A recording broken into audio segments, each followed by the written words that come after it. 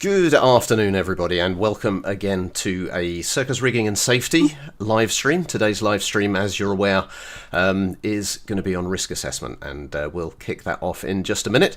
So if you're new to Circus Rigging and Safety, first of all, welcome.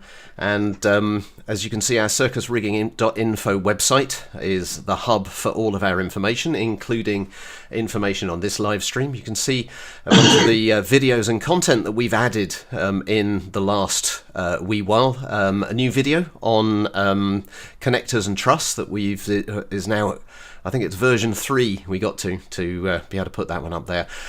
Plus content that we've put up from previous live streams, as well as some of the documentation that we've had written around that. So in recent times, this risk assessment has been part of inspections and documenting those inspections. So it seems the next natural step for us to move on to, and a topic that's been requested, which is that to do with risk assessment. So if you would like to support what we do, then first of all, come and consume some of our content, which is great, either here or on YouTube. In addition to that, there is a members area of the site where you get to see all of the stuff first. You get to contribute to what we do, as well as to be able to let us know what sort of information that you're interested in us writing content about. So the cost for that is £5 a month, and that allows you access to extra content, but also helps support what we do. So if you have an interest there, then please feel free to help us out. So next, let me introduce yet again to Chris Higgs, who's very kindly offered to join us to have a good discussion here about risk assessments. Welcome, Chris. Hello there. Very good. There's little point to do anything else other than for us to get started and get cracking on this particular topic. So risk assessments to many people are often seen as a very mysterious thing.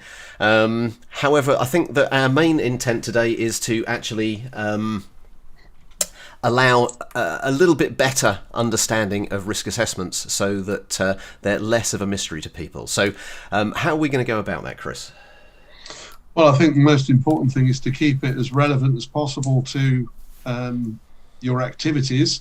There's no point trying to think of analogies, so let's dive in and have a look at some of the activities involved in running a circus school.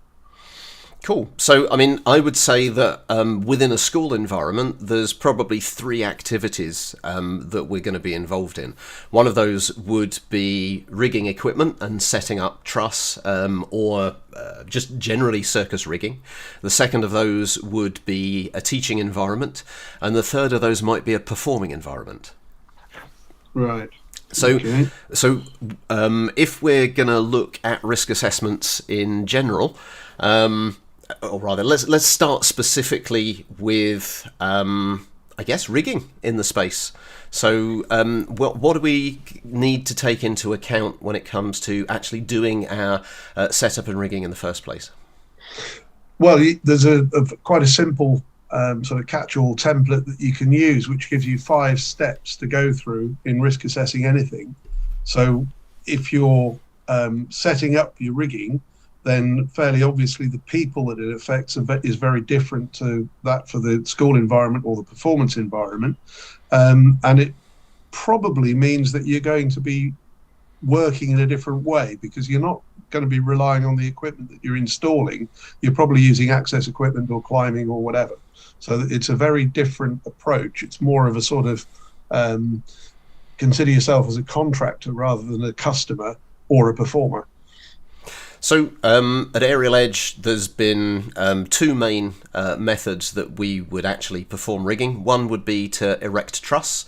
The other would be to rope access and rig from a roof beam. Yep. So in terms of building the truss, it's a sort of a structural activity where the risks are probably going to involve either people getting parts of their body pinched or crushed, or worst case, I suppose, a structural collapse, which effectively could be fatal. Indeed. You've got to consider worst case. Absolutely. Now, we've used a number of different ways of erecting truss. We've used turfers to lift it up into a vertical position. We've used MUPs to actually raise the equipment up as well under some circumstances, and obviously different risks involved with each of those. Yeah, absolutely. So it's a question of perhaps not being absolute worst case scenario, but be realistic. Taking turfers into account, for example, that there's probably quite low risks involved with turfers because the operation's so slow. So in itself, that can almost be a control measure because you can't rush it. It's manually operated so that you reduce risk of perhaps using three-phase electricity to chain hoists or something like that. But I think anybody who's used turfers knows that it takes forever sometimes to get any movement. But that in itself is not a bad thing because it slows everything down and gives you a chance to react. Whereas if you're using power operated equipment, very often you don't get any feedback from it at all. Be it, funny noises or creaks and groans, whatever. So in a sense, that is a risk control measure in its own right. So I think, some of the things for me on if we're constructing a goalpost, say an 8-meter goalpost on the ground, and then we're turfing it up into position. To do that, there's been a number of methods. First of all, to get it up to a height where we can begin to turf it. But then there's also been a risk of slippage from the footing, but also to the bottom of the rig with the legs sort of heading towards a more Bambi-like position. Yeah. Well, I think that's really the key, isn't it? You've got to have the experience to be sitting down with a blank sheet of paper and almost draw a storyboard of what happens next. Construct your method, and once you've got your method, then you can carry out your risk assessment. There's another easy mnemonic you can use, which is ERIC PD, which is the control measures to be taken in order, which is theoretically, legally a requirement. E stands for ERIC. E stands for eliminate. The E in ERIC stands for eliminate. In other words, you don't do it. It's too risky or considered too risky. If you can stomach not eliminating it or have to stomach not eliminating it, then the next thing you do is reduce the risk. Moving on from there, you can isolate it and then you can control it. That's what gives you the ERIC: eliminate, reduce, isolate, control. Followed smartly at the end by PPE, P for PPE, for those people that have to be in the area where the hazard exists and you can't control it in any other way. And then the last one is discipline, because we're all rubbish at that. If you can eliminate the possibility of something going wrong, then that's clearly far more reliable and therefore legally required than just relying on people remembering not to do something or being instructed to do something. So ERIC PD is quite a good filter system to use. So in the case of building the thing with your turfers, as you already alluded, you've got the possibility of the rigging equipment, the lifting equipment coming loose for whatever reason, the anchor points giving way or whatever. You've got the possibility of some sort of deflection in the structure, buckling if you like, and then you've obviously got the stability of it in terms of the feet staying where you want them to stay, assuming we're just talking about a conventional goalpost on sort of 2-hinge bases. The more complex the structure, the more complex the risk assessment needs to be, because obviously the risk increases with the amount of components and the stability, whether it's indoors and outdoors, whether the light level's good, how many people you've got, and so on. So starting at the real basic area, rope the area off, lock the doors, prevent anybody who's not involved getting in there, and that is going to reduce an awful lot of risk. In terms of the lifting equipment, it would be a good idea to have sufficient equipment to make it safe if it does start to go wrong. That could be spares, it could be a second system that you can call into to service if you need to.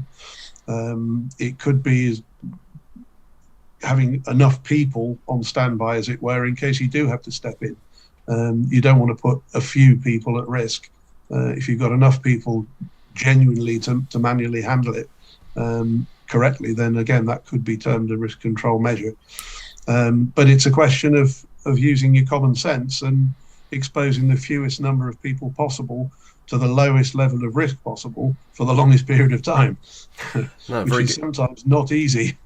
Yeah, so I mean, from that, there's a couple of things that I'd like to sort of delve into there. One, who do we need to consider within the risk assessment there? So clearly, we've got the people who are doing the lifting operation, but then potentially we've also got the members of the public who could be in there, which would need to consider as well. So if we're doing a risk assessment, we're going to identify each of those players. And then look at what protections we'd put in place. And if we're conducting a written risk assessment, actually writing down what the risks are and potentially what the mitigating factors are from those. Yeah, absolutely. So you've got to take the worst case view, assuming your control measures, for example, locking the doors. You might have somebody very well-meaning who doesn't necessarily understand and decides to bring a school party, run a tour or something like that, and actually has keys to the door. So within reason, and it's one of those things at what point does a risk assessment sort of enter the realms of the unreasonable? Well, really, it's the point at which there's the potential for harm to exist. If it is possible, then you need to do something about it. And depending on the likelihood, that determines how much effort and how much resource you've got to direct at controlling that risk. So clearly in that situation, we're building something from a bunch of truss with a number of, let's say, turfers lying around on the ground. You've got a large area into which the thing could collapse. So you need to think about really isolating that area as best you can. And even then, depending on the environment, I mean, if it's the middle of the night and there's nobody else in the building, then I think you can probably just rely on locking the front door, as it were. But if there are other classes going on in other rooms, you've got other people involved, other technicians involved, or just people, catering, walking backwards and forwards, depending on the situation, then you've got to anticipate that and put signage there, technical work in progress, no entry or something, at a sufficiently distant point. I think it's one of those things like hazard tape. It really isn't that much use wrapping hazard tape around between two lampposts unless you tell people, A, what the hazard is, so that they look up, not down, or down, not up. But also you set that hazard tape back far enough so that if people do decide to climb over it or ignore it, they're still sufficiently far away. I always think of motorway roadworks that we all complain about, but there is a reason why they start so early and there appears to be nobody working, because of the speeds involved or the potential speeds involved, etc. So think of the distance required for the well-meaning technician who's been to, I don't know, fill a kettle when they're desperately trying to get back to plug the kettle in, and they walk straight across your exclusion zone. Quite. I mean, I've had multiple occasions where, despite having wardens on site, people believe that they're either invulnerable or have right of way no matter what's going on for both them and their children. Yeah. And not noble cause risk taking, they call it in the books. Yeah, indeed. Not necessarily in one of our venues, but where we've been working outside on sites, either putting up a large flying trapeze rig, or raising other equipment where. Yes. So understanding that perhaps people may try and avoid your protections as well is something that we've had to take into account. Yeah, I think when you're not at home, as it were, you're away from the school environment or even the theatre environment, if you're outdoors, you really have to be careful, because there could be people who have absolutely no conception, or on the other end of the scale, they absolutely understand what they're doing, but they choose to completely ignore, for whatever reason, the mitigations you put in place. Exactly so. Indeed. So unfortunately, you do have to really think hard about what the hazards are, which is obviously where you start in every case, and then consider who it might affect. And then a subdivision of that is the type of people it might affect. Particularly if you've got young people, elderly people, people who are less able, whatever the reasoning is, there is going to be a situation to think about, which could exist. It might only happen once a day, if it gets near lunchtime and people decide that they're desperately wanting to buy a hot dog or whatever, you might find you get a pinch point. You've really got to think it through quite carefully when you're in a sort of a greenfield site, as it were. Yeah, absolutely. So, I mean, I think that if we're looking at risk assessing something, the most common sort of situation that someone would do a risk assessment would be for a rigging operation, because there's probably a lot more awareness around that. But I mean, we can return to this if there's additional points that we should look at, but perhaps looking at a teaching environment for circus and understanding the value of a risk assessment in that environment. Yeah. Well, I think, again, you've got to think about the use of the document, because there's no point hiding it away once you've done it. They're there for a reason, and that's to make people aware. And you have to think who needs to be made aware and under what circumstances. So I imagine in a teaching environment, you've got before the class and after. Well, I suppose you've got three situations: before the class, during the class, and after the class. Obviously, during is probably where the risk increases because the number of people at risk is greater. But you still have to consider the before and the after.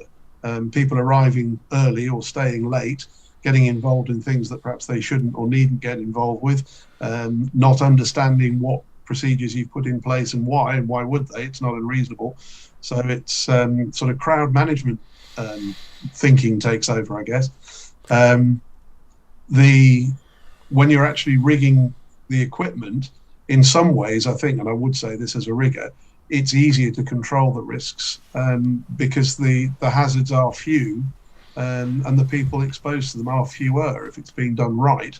Yeah. But the minute the class opens, I mean, it's not what I do, but I've always been very sensitive to the fact that you might have only one or two teachers being theoretically responsible for a number of people, and that must up the ante somewhat. So that definitely needs to be considered, I think. I mean, I'd agree completely. So we set student-teacher ratios, and that differs based on age.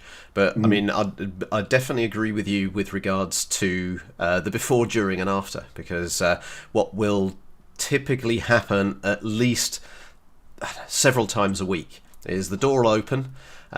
Someone who is under 10 will walk in and will run directly at the equipment, whether there's a class in progress or not, because they're very excited by why they're there and what they're about to do. And that's obviously a consideration. The other thing that I hadn't really considered when I started writing risk assessments for classes was some of the impact of that, because the equipment that we've rigged with a certain design in mind. So we're using a specific sort of truss, we're using specific sort of rigging points, and in general we've over-specced them enough that it shouldn't be a problem. But in a class situation, it's not necessarily going to be as predictable as a performance situation, because you could be bringing teachers in from all over, and they could be doing all different sorts of actions that you hadn't anticipated when you'd rigged it in the first place. So I think that's really the benefit to be obtained from sharing the information, isn't it? Once you've done the risk assessment, or as part of the risk assessment, make sure you're involving the right people when you're writing it, or doing the sort of the survey side of it at least, just to think, will we actually end up with 8 people hanging on this, even though it was only specified for 2? Yeah. It's easily done, as you say. I mean, the enthusiasm, although it is in a sense it's a hazard, that's why we're there doing it, isn't it? So we've really, I think we're duty bound to think of a way of managing that. And clearly sometimes you do have to kind of hold people back, shall we say, but at the same time it's nice to be able for people to learn in a sort of a free environment. Yeah, absolutely. I think when I'm looking at the roles within classes, you've got the student role. An addendum to that is the parent role, if it's kids that are part of that. We've got the role of the teacher, and we've also got the role of the teacher as equipment manager. There's other sort of sub-roles which are more occupational health and safety, but those are some of the main things that I found myself writing into risk assessments around managing already rigged equipment in class. So things like rigging checks to be included as a mitigating factor before and after, as well as how specifying how equipment should be put away, whether that's on a pulley system, or how we manage static trapezes which stay permanently rigged in situ, but we want to get them out of the way as well. So I've tried to include all of those elements within a risk assessment to make it explicit how equipment should be managed. And then, as you've just said, the important part is not locking it away, but communicating it. So to make sure that not just the teachers have access to it, but they're signed off for having having read it and agreed to it.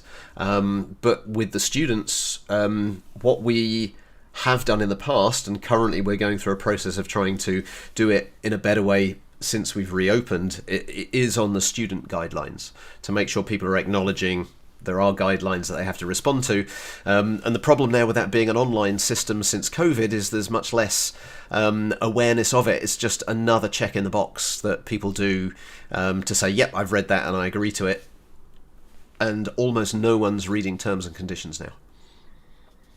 Yeah, I think that's always going to be a problem, isn't it? And I always feel it's so important to have the discussion, not so much to prove that you've said it so that you're kind of covering your back, but to make them understand, the reader understand, the user understand that it is there for a reason. It's not just bureaucratic or even the sort of risk-averse defence being put up.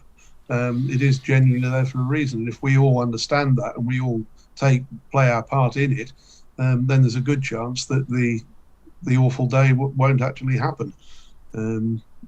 We've certainly, in my world, we find in rescue courses, particularly, for example, the more you discuss the actual need for rescue in the first place, rather than just thinking or making the assumption that one day a rescue will be necessary, which may or may not be true, simply the action of discussing it and thinking of the reasons that might exist in order for it to be necessary will actually act as a preventative measure. And you'll find that it doesn't, it is less likely to occur because people are more aware of the problems that they're perhaps creating for themselves.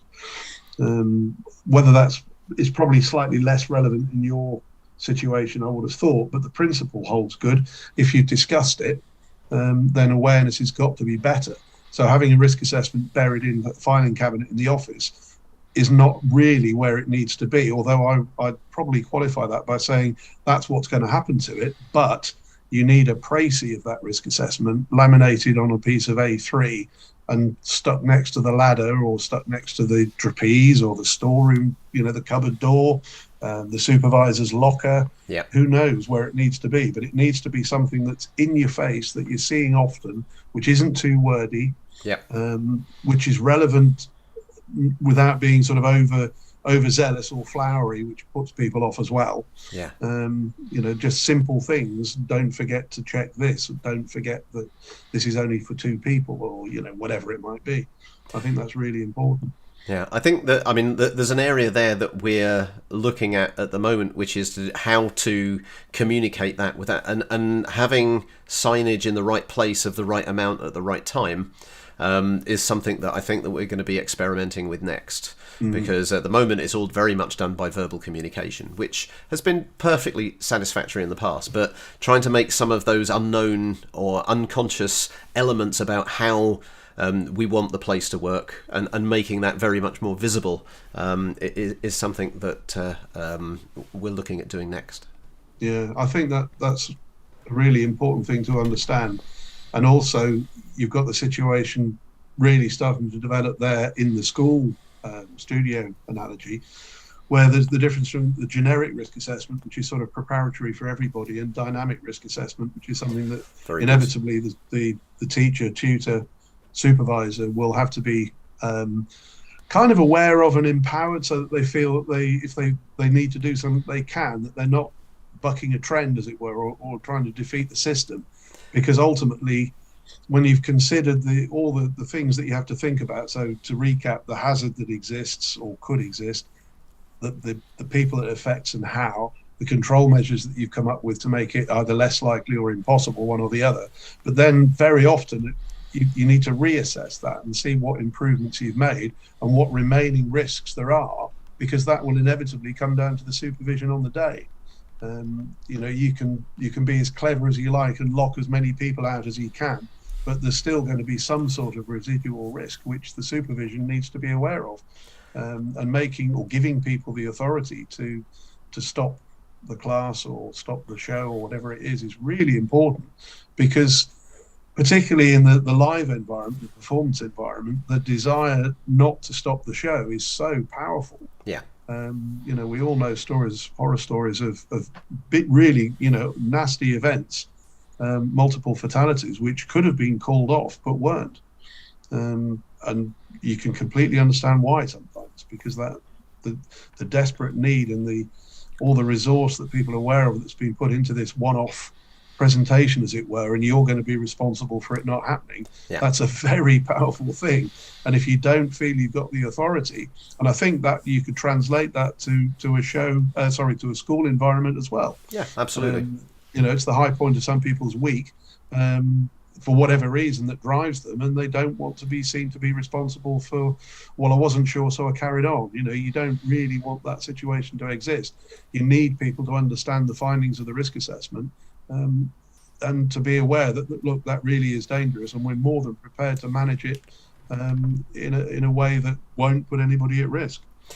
No, absolutely. Could you? There's one term there that you've just used that I'd like to delve into a little bit more: dynamic risk assessment. Can you say a little bit more about what you mean by that?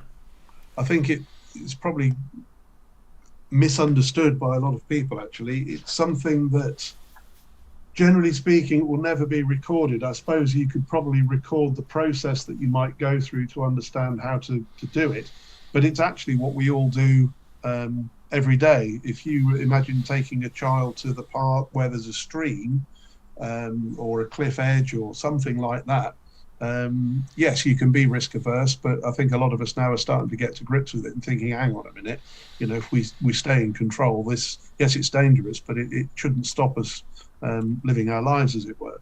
So a dynamic risk assessment is the sort of thing that is usually explained. For example, there's a crash on a motorway or something and the fire service arrive. Their dynamic risk assessment is essentially to protect the firefighters, to stop the matter getting any worse while they try and do their job. And I'm sure people, nurses, surgeons, that kind of thing, the medical world, certainly in operating procedures, happens on an ongoing basis. It never stops, I would have thought, because the risks are significant. It's interesting when you look at it. I've heard it said there are 5 different types of risk assessment: qualitative, quantitative, generic, site-specific, and dynamic. And there's going to be some overlap for most people between all of those things, I would suggest.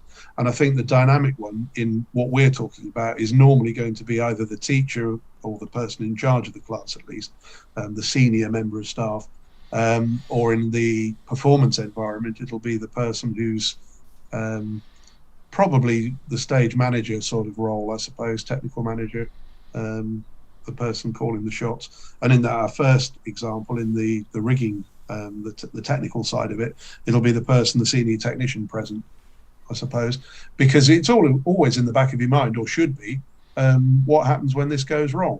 Yeah. You've done your planning, you've got all the gear ready, you're putting your portal frame up, the turf has started to work, you've done everything that you were going to do in your plan, but you're still thinking what might go wrong. And that's your dynamic risk assessment in operation, so that there is somewhere to go. If you genuinely find that you are at the end of the edges of your competence, if you like, and you don't know what you should be doing next, then you should stop, reevaluate it, make sure people are safe in the immediate future, have a bit of a think and start again, which is what the military do as well. So we bake that process into our teacher training so that people can actually assess for each individual, have they met the prerequisites of the move that you're about to be teaching them? Do they have the strength and the technique to be able to do that? If they don't, and there isn't a regression from that you can teach them, or you believe that they will be able to achieve it with appropriate teaching, then what are your 2 safety factors that you're going to have in place whilst you're doing that? I mean, we'll include safety factors as in the student's own strength and skill is one of those safety factors, and the other might be a mat, or it might be safety lines, or it might be spotting. And we also include spotting as the teacher talking to the student and going, stop, put your hand there as one of those safety factors. So in static aerial disciplines, we'll make sure there's a minimum of 2 safety factors put in place and encourage that risk assessment approach to looking at it, but also the progressions and regressions for every move as something that is very much under discussion, so that we've got a very much 0 to hero small increments to be able to take people through and being able to analyze individuals for their personal strengths and weaknesses and personality to be able to find creative ways of problem solving to be able to manage that risk. Absolutely. Which in classic risk assessment terminology, those would be control measures which you've designed once you've done the assessment in terms of what is the hazard, how much could it hurt somebody, and who's it going to hurt. You've got those control measures to put in place, whatever you call them, and it's great that you're using different words than the words that are normally brought out, because it's the function that's important. It doesn't really matter what you call them, and provided people know what they are, as you say, it's the communication of whatever the methodology is, so that it gets done, because otherwise you're wasting your time, which is the problem with risk assessments that are, if you like, done to be compliant because people believe they should, but perhaps without really understanding the value of going through the process. And I've certainly been involved in any number of situations where we have been through a process and it is disclosed all kinds of things because it's collaborative that we never would have thought about individually.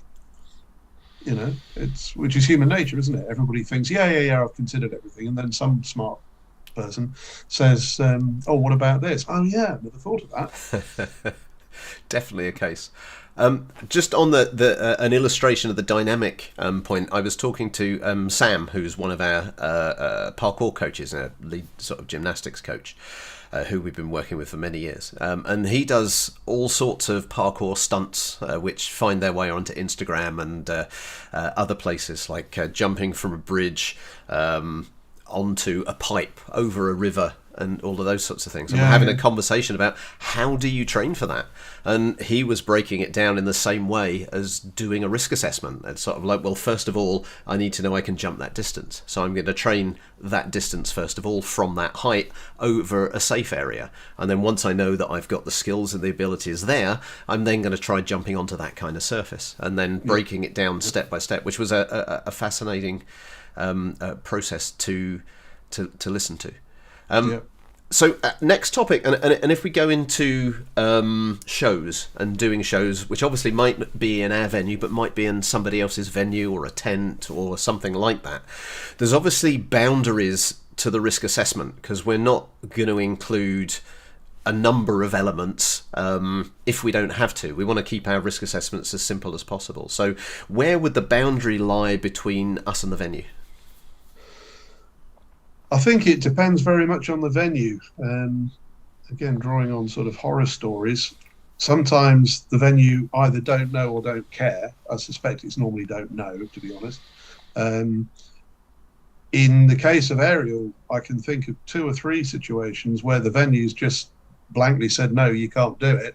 And that's in fact why I got involved, by actually going to explain to them the risk wasn't that great. So let's leave that to one side, because hopefully that's going to be the exception rather than the rule. I think most places now will ask you, if they're managed spaces as opposed to a tent on the village green, as it were. If it's a managed venue, most places will ask you for a risk assessment. Whether they understand what it actually says or not is always an issue. And again, sometimes they might be a bit risk averse, particularly when that means people swinging about, doesn't it? Or whatever that entails. And they do get a bit worried about that, but they do have a duty of care, so they have to ask, and they have to make sure that what you're going to do fits their idea of what's safe, in inverted commas, whatever that really means. From your point of view, I think the performer certainly is duty bound to tell the producers, shall we say, what they intend to do and how they will demonstrate that they can manage the risk. Which obviously the producer is going to be interested in anyway, because it's kind of reputational risk apart from safety and health. So yes, what you need to do is to look at your act, your show, your presentation, and think what the significant hazards are. And I think that's really something we've not yet talked about this afternoon. What is a significant risk? Because to the performer, it's probably falling off and breaking a bone. Yeah. Because you've fallen off and not broken a bone 1,000 times in training or rehearsal. Whereas to the venue, that potentially is a significant risk. So that's probably worth discussing.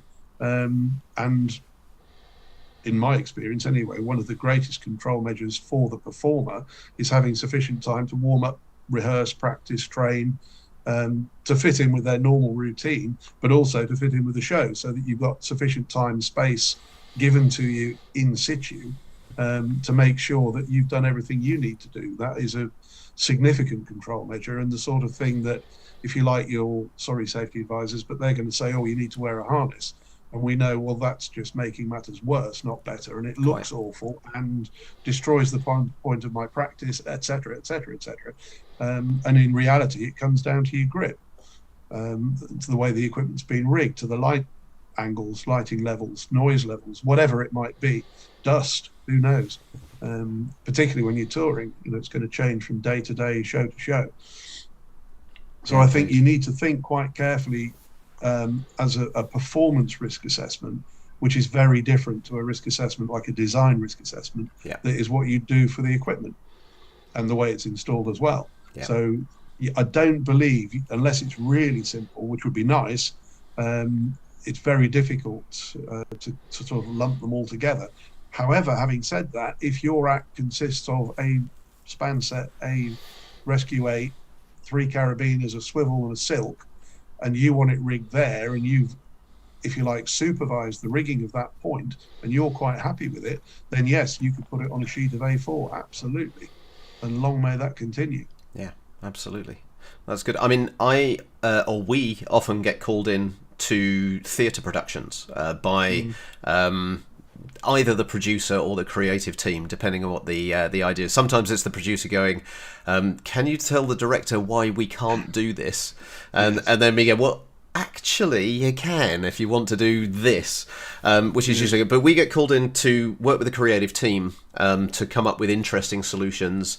We've got one coming up next month ahead of some of the Christmas shows, to work with the creative team to give them the ideas. But then we're also working with the technical team on the rigging side, as well as the equipment side and the risk assessments. But then we'll also work with the performers to make sure that their risks are managed, so that they've got a proper training program, and they understand what they need to do to keep them healthy and fit through a whole winter show run.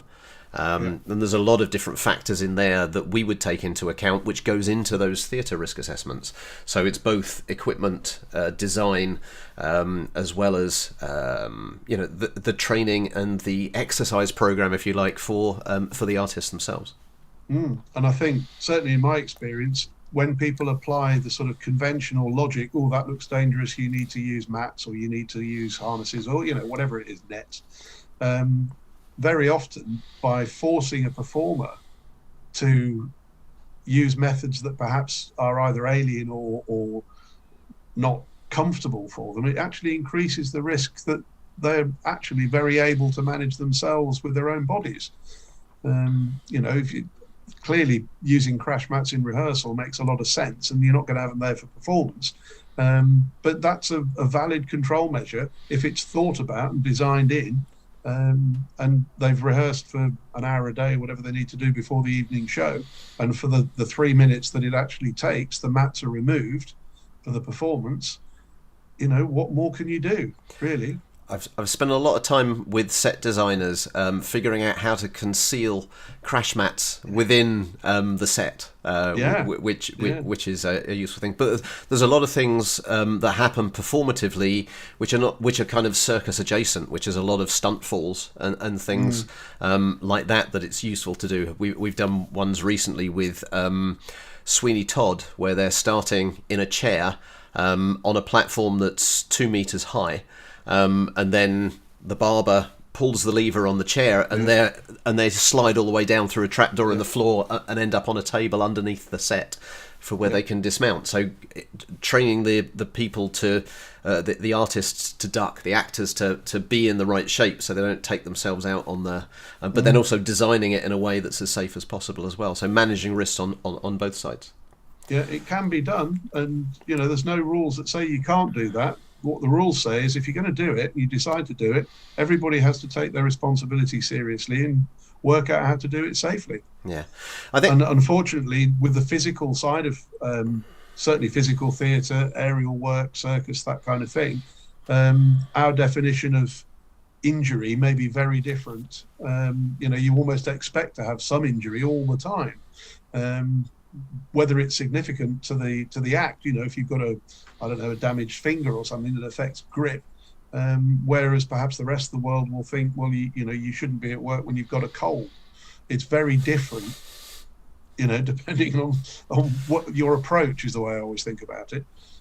Yeah, absolutely. Very good. Now, we've spoken about a lot of factors that should be considered in different scenarios for risk assessment. Should we have a look at an actual risk assessment and talk about some of the elements that are part of it?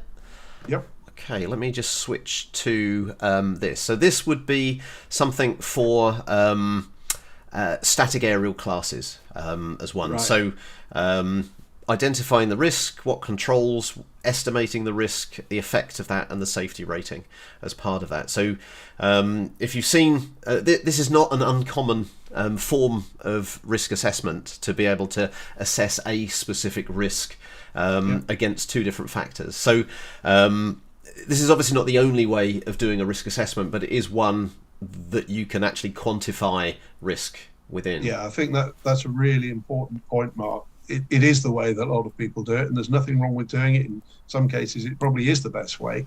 But legally speaking, and speaking from the UK, I've got to make that plain, there is no requirement for it to look like anything in particular. Yep. The requirement is that it's sufficient, it's suitable, and it's up to date, and you actually communicate the findings. That's the important thing. Yeah. So there doesn't necessarily have to be a record of it. Well, if it's significant and you employ 5 or more people, there does have to be a record, but you only have to record the significant findings. So, things, slips and trips probably are trivial.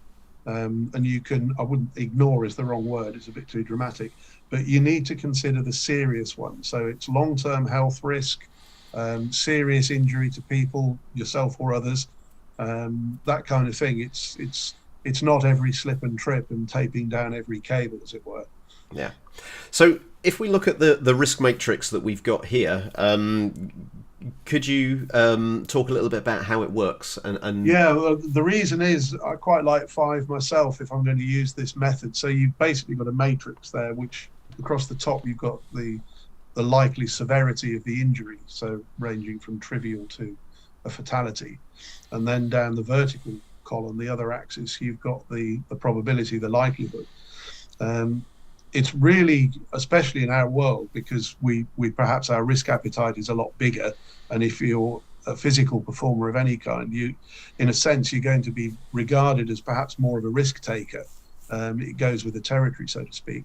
And this is why it's particularly valuable to use numbers rather than a subjective description. I mean, a 3-day injury or a 7-day injury, depending on which regulation you're thinking about, does have some validity. However, in a performing environment, if you're happy to work with a broken finger or a sprained ankle, some people would regard that as a 3-day injury. It might just be another day at the office. So if you give it a 3, as opposed to arguing about what a major injury is as opposed to a 3-day injury, it just gives you a figure to work with. So if you take it to the extreme, the worst case possible is to score 25, where you've got a certain case of fatality, or a probable case of fatality, using the words that are there. Then it's a good example in itself, isn't it? Yeah. But a 5 times 5 means it's certain to occur and it's going to be fatal. Yeah. So what you're trying to do is, obviously, legally, the employer is duty bound to reduce the risk to the lowest possible level. That's what the law says. How you achieve that's entirely up to you. So if you can make a 25 into a 4, then absolutely fantastic. That's a big jump. Very often you won't be able to do that. You'll only be able to reduce it to, let's say, a 12. Yeah. Because the possibility is still there, but you've changed it from being a fatality to a major injury by perhaps providing body armor or something like that. It's fairly brutal at that end of the scale. But if you then think of perhaps dropping an object while you're rigging it, or even during a performance, if you've got loose bits that are being used, then it's probably quite unlikely that it's going to happen. And it may be a minor injury. So it might actually score a 4 out of 25. And I think you could term that a low risk, couldn't you? Yeah, I mean, that's really the purpose of it. You take the final score and you determine how severe that risk is and whether it's one that you should be taking or you're accepted to take.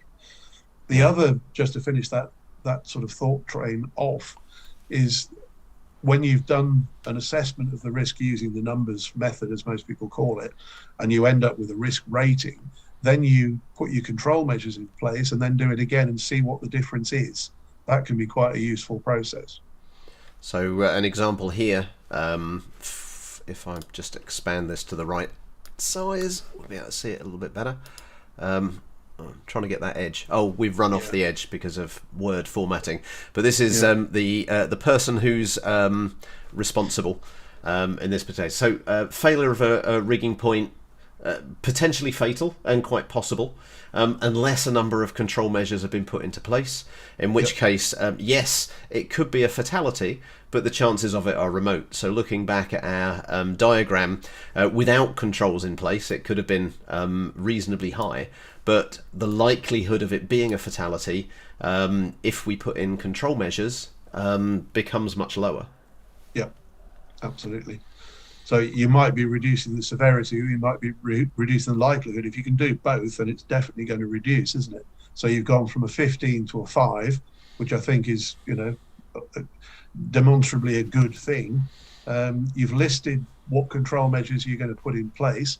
I would say the person responsible, you don't have to name them, Jill Smith, but you would have to say studio supervision or stage manager or head rigger, or make it a person's responsibility. Because traditionally, like all things, unless you make somebody aware that they are responsible for it, when it goes wrong, they're going to say, well, it wasn't my job. So make sure they know that it is their job, which actually I think our industry is quite good at. I think generally the entertainment business as a whole, people are prepared to take responsibility, perhaps more so than in other areas of work. But you can't rely on that, clearly. No, indeed. Good. So now, once we've done a risk assessment, we've ended up with a whole measure of controls. And we could just give the risk assessment to all members of staff and ask them to read them. What comes after a risk assessment? What are we typically going to be doing after that? Yeah, well, you've certainly got to make sure that the people who need to get the things like the control measures and the responsibility, the role that they take in the process, you've got to make sure that they see that, they understand that, and have the opportunity to talk about it, question it, input, improve, whatever. I would say that, of course, you're going to keep it because you want to be able to prove that you've done one if anybody ever asks. You need to have something that you're able to review so that on an annual basis, or after let's hope not, but after an accident or a near miss, even more important, you can look at it and think, is that still relevant? Does that give us any more data, near misses in particular, things that perhaps you'd not thought about, so that you can review it and improve it, include it for next time.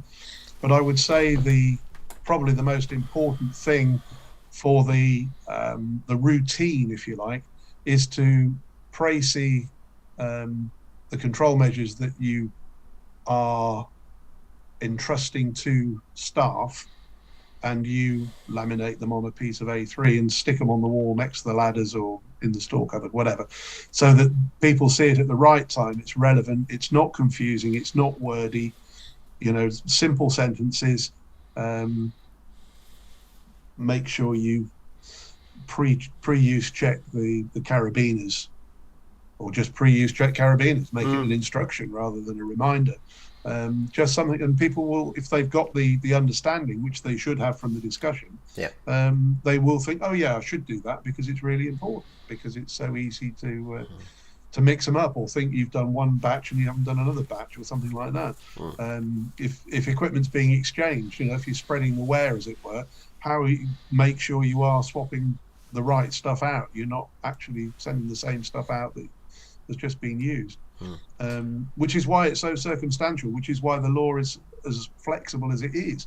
It doesn't say you have to do this, that, and the other, but it does have to be suitable, it does have to be sufficient, and it does have to be up to date.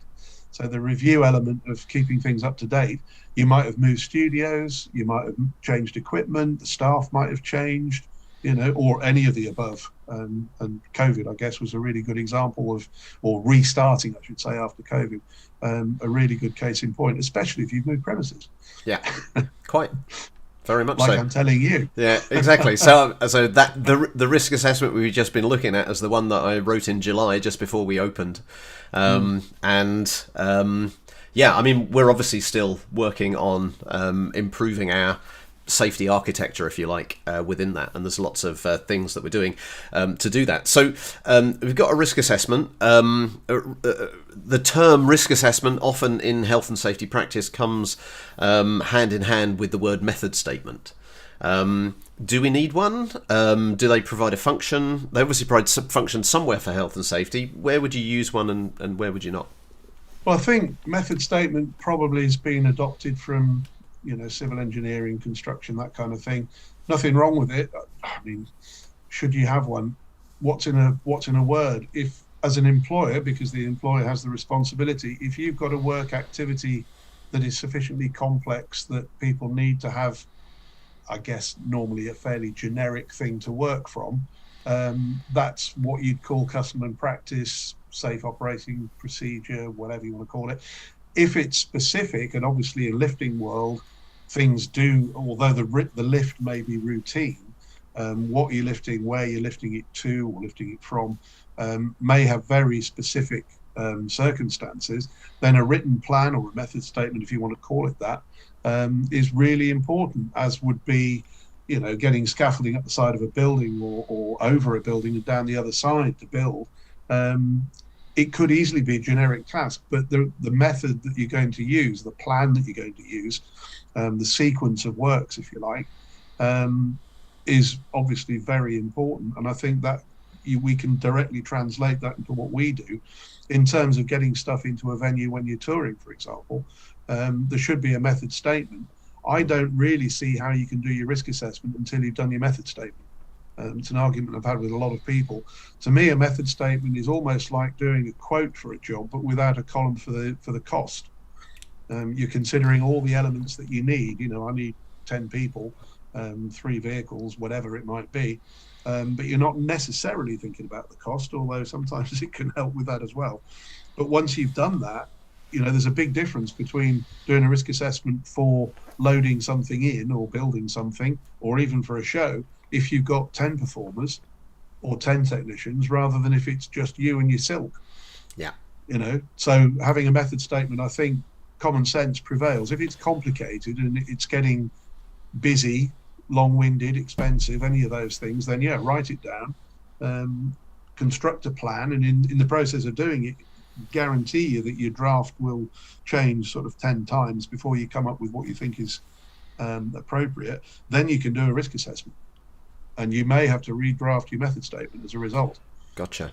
So, I mean, when I was, I originally created method statements as a guide for me for running a team when we're putting up a 4-legged 8-meter high tabletop rig with some hand cranked genie lifts, making sure we'd got all of those right first, so that it really helped me ensure that I'd got all the right equipment in place, the right number of people, and it did very much help keep things safe from that perspective, because anything that I learned that we'd forgotten from the time before went into the next one. But if you think of exactly that, which is fairly generic to a lot of areas of our industry now, exhibitions and things in particular, now think the value of the method statement is that if you've done all that design work and you're quite comfortable it's going to work and you've previous experience and so on, but you're not going to be there. Yeah. That's the value of the method statement. You give it to the supervisor and say, this is how you're going to do it. Any problems, give me a ring. The information technology wise, we're probably better than we've ever had been. You can FaceTime it as you do it if the supervisor's unsure. Is this what you thought it was going to look like? But until you've got that, it's very difficult to do the risk assessment. Yeah, indeed, very good. In my opinion. Yeah, I mean, with working with government entities when we're in a council building or something like that, they often have specific requirements. And for us, it was to produce normal operating procedures and our emergency action plans. And we found those really good for staff training to take people through those. But also the emergency action plans are a really good element as well, but especially if you're doing it with a government organisation, because there's things that we never thought about that we ended up including what happens if you get a bomb threat. And it's sort of, there is information in there which says these are the sorts of things that you should probably be thinking about, and here's the information you need. So we went through fire, we went through all of those different elements, but we also included rescue as part of that, and we've there has been discussions here about rescue, and one of the things that I've promised our team is as soon as they've finished their first aid training, because we're refreshing that normally every year, and now we're refreshing it again after COVID, is one of the things that we're going to do is set up a role play scenario where you walk into a room, you have to triage exactly what's there, and enact rescue and first aid on who you see. So that for us is, I'm hoping, is going to be a lot of fun, especially with a number of people who already have experience in stage makeup too for that. So yes, absolutely. I think that's great, and I know for a fact HSE and local authorities would applaud that, and they'd probably take the opportunity of saying that's precisely why we can never tell you what you need to be doing, because we don't know what you're going to be doing. But you need to be aware that if you're asking people to go up there and do that thing, if that thing could go wrong, then you've got some sort of plan in place to get them down again. And if that, certainly from the technician's point of view, less so in the performance point of view, because obviously there are some sort of mitigating circumstances there. But in terms of building the thing and taking the thing down again, which people often forget about, there should be nothing that isn't foreseeable there. And I guess in many ways, I'm sure Cirque would give you a very closely worded argument that the same could be said for performance as well. If it's being managed correctly, unfortunately, it's sad but true, you get, as you say, to a civic place where the local authority holds sway, then their assumption is, not unreasonably, that all employers do this, don't they? But of course, the reality is, for whatever reason, we don't.